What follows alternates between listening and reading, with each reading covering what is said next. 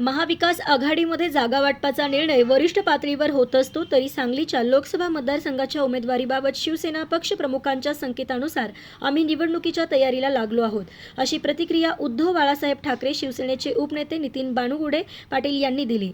सांगलीमध्ये आज बानगुडे पाटील प्रसारमाध्यमांशी बोलत होते। मिरज शहरात 21 मार्च 2024 ला उद्धव बाळासाहेब ठाकरे शिवसेना पक्षाचे पक्षप्रमुख उद्धव ठाकरे यांची संवाद सभा होणार आहे।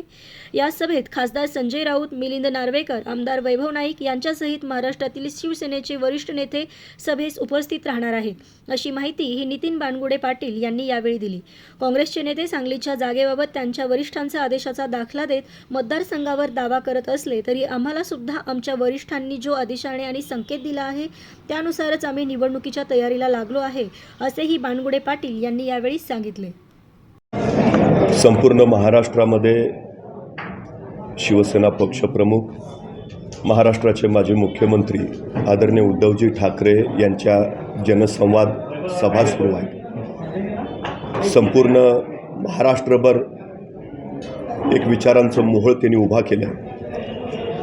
त्याच जनसंवाद सभेचं आयोजन सांगली जिल्ह्यामध्ये उद्या 21 तारखेला सायंकाळी 5 वाजता कोळेकर मठाच्या मैदानावर म्हणजे सिव्हिल हॉस्पिटल समोर मिरज इथं केलं आहे। मी आपल्या सगळ्यांना आवाहन करतो की सन्माननीय उद्धवजी ठाकरे यांच्या सभेला आपण बहुसंख्येनं उपस्थित राहावं।